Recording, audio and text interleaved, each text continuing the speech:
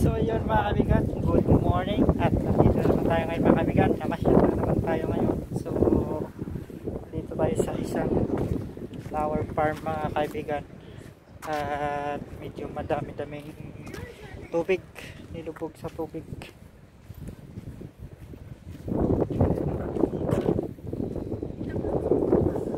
Akit tayo dahil mga kaibigan. Damo, tingnan mga kaibigan.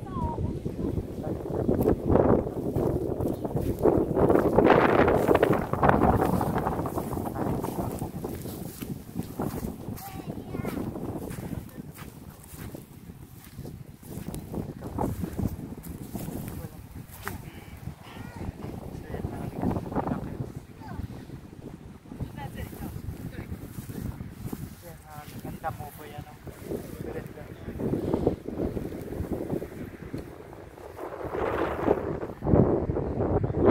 Nakamas tayo mga kaibigan para tayo maano yan, madaming tubig, tubig. So yun. So ngayon may nagpipicture din ng mga bata mga kaibigan. So punta tayo dun mga kaibigan sa kabila. Akit sana tayo dun mga kaibigan sa baboy na yun na malaki, kaso ang daming tubig mga kaibigan, basa. So yan mga kaibigan, ulan kasi ng ulan kaya nilubog sa tubig. So yun, tingnan nyo mga kaibigan, oh. Yan, tingnan nyo, pangit na kasi malamig, tas nalalanta na yung mga bulaklak. Tapos yan sa kabila, lubog na sa tubig. Punta tayo dun sa ilalim ng kahoy, madaming kahoy dun. Medyo mga tao, may mga tao din, pero kunti lang namamasyal. Lubog na kasi sa tubig, so hirap tumawid dito, madulas. So yun, danan, lubog sa tubig.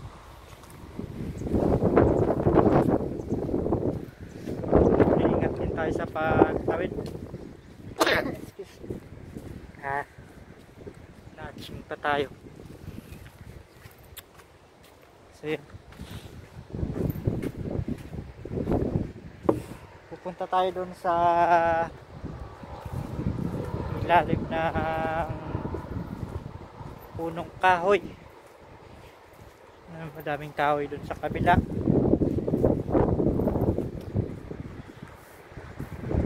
Punta tayo dun. So ngayong araw, linggo, so namasyal na naman tayo. So ito yung sinasabi ko, ano, kahoy. Medyo ito po, medyo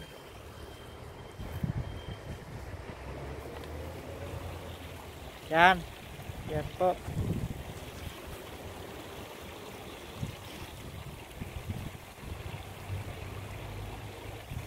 Tanggalin na natin yung ating mas, ibaba muna natin. So yun, oh, tingnan nyo, ang daming kahoy. Yun, oh. Ganda dito, hindi mainit, malamig. Yun, oh. Sa gitna niya is irrigation, tubig daanan. So yan, tuwid tayo dito, punong-puno na ng tubig eh, lubog.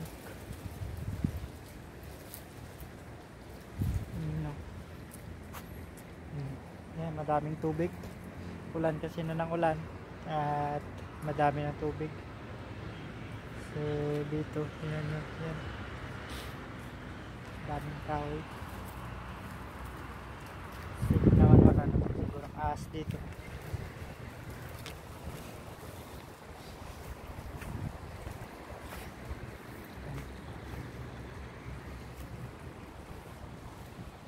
daming kahoy. So maganda dito sa ilalim, para ka lang nasa ano Baguio.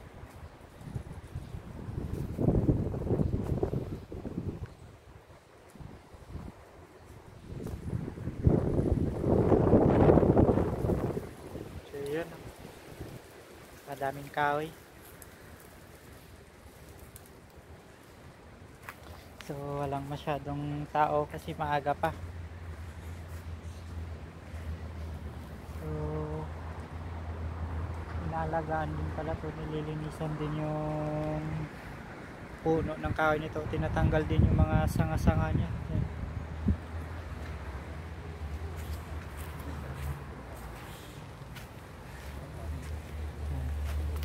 Mahaba-haba itong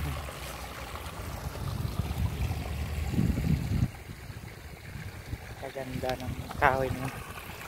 Lalo na siguro pag yan, pag lumaki na yan, maganda na tingnan.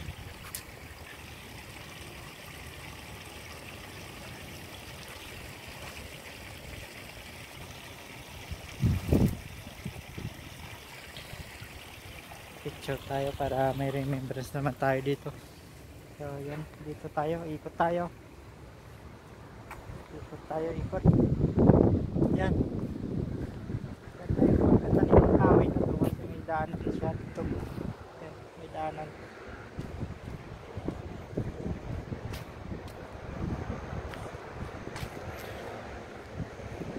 So yan, daming kahoy. Wala na kasing mga magagandang bulaklak dito, punong-puno. Nakatay na, nalanta na. Dami na kasing tubig. Ito, malaki ng puno.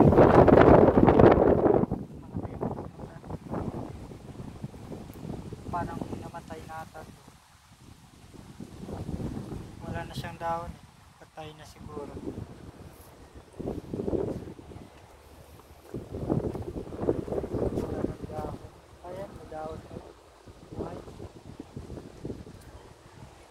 Buhay pala, yan, may mga dahon siya, bagong tubo. Kala ko patay. So yun, nasa gitna kasi ito ng palayan, kaya pinilubog ng tubig.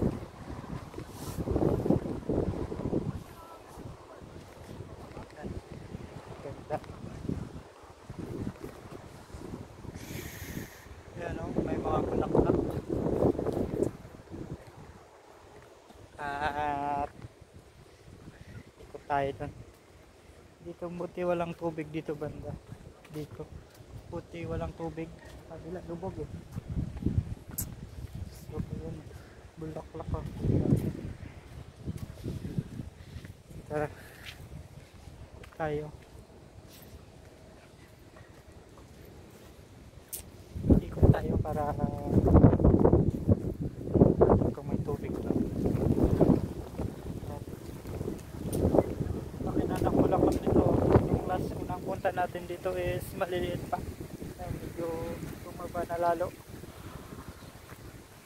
Tumanda.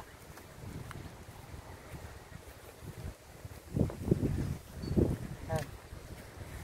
Ganda ng bulaklak. Yung iba nalanta na, wala na.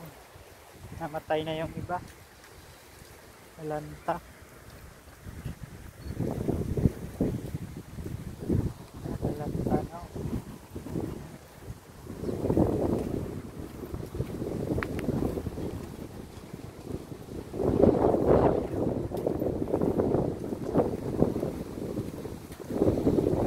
Punta sana tayo dyan sa taas.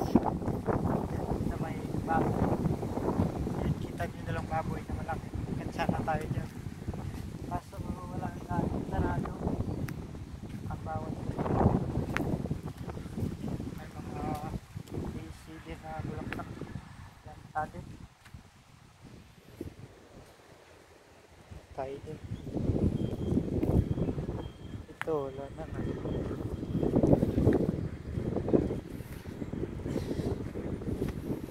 So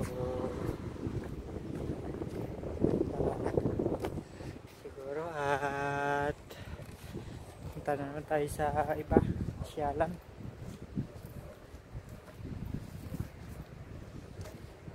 So yun, nanta na yung iba, tayo na talaga.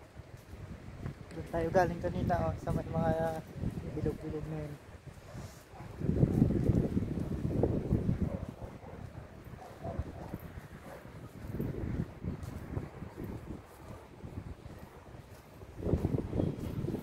Medyo dumdami na rin ng konti yung tao. So doon tayo galing kanina, kita nyo yung rolyo na yun, nakaroll. Damo. Damo naman ano. Ay, natumba na yung pintayo nilang statua dyan.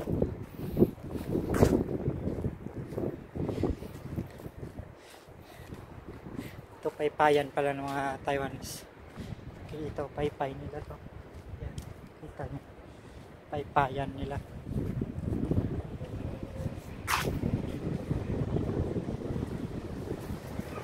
Paypayan.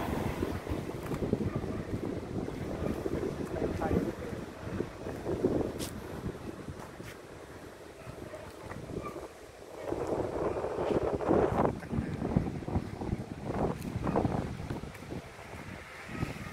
So, dito sa gitna sa remembrance.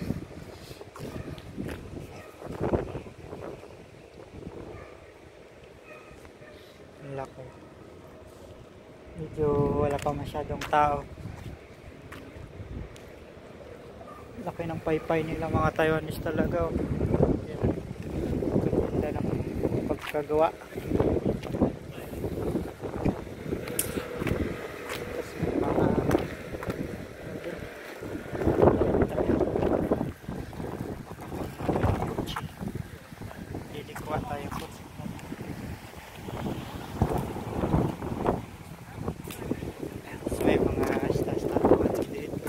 Mga basketballan pala to dito. Mga Pinoy din naglalaro dito. Tapos yan, may mga statwa din ng elepante dito. Asiatic elephant ng dito statwa yan. Asiatic elephant. Yan.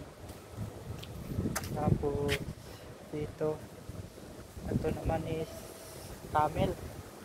Yan, camel. Camel. Yan, basketballan. Marami ding Pinoy na naglalaro dito minsan. Yan. Baka mamayang hapon, madami ng Pinoy dito maglaro. Malawak yung basketballan to eh. Malawak. Tinanggal yung isang maraming yung visit mga tao na mamasyal dito sa gabal yung isang ring sa ano sa sasakyan baka mabangga. So yun yung location may kaya nila mga Taiwanese.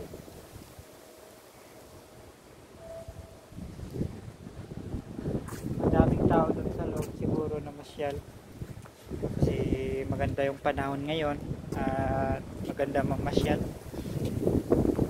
dito. Maganda ng tambayan din dito. Yan. May mga Pinoy din sa nagluluto dyan, nag-iinom, nagbabarbecue. Parang dito laruan ng mga bata kasi dito kasi sira na yung iba, wala na masyado. Ayun.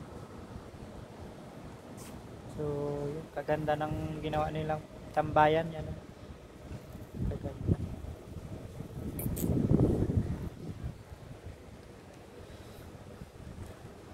Tas mas magandang magtambay dito kasi may kahoy, makulit, hindi siya mainit. Yan. Pag summer naman pwede naman tumambay dito kasi di naman mainit masyado.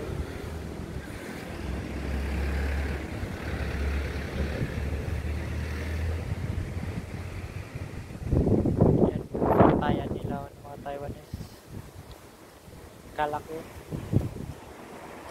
grabe pagkaukit na mga design daming design yung paypayan ng mga Taiwanese.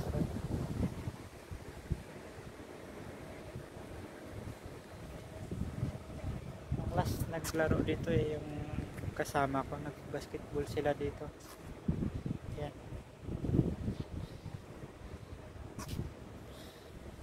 So mataas din yung ring nila dito, kakagaya din dun sa Pinas.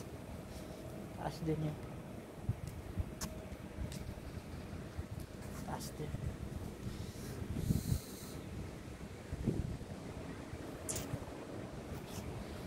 So yun, at siguro tapusin ko na yung video ko dito mga kaibigan. At tayo mag-i-bike na naman. So, yun. Basketballan din yan dyan sa kabila, kaso ginagamit lang yan pag may ulan. So yun mga kaibigan, salamat sa inyo at God bless.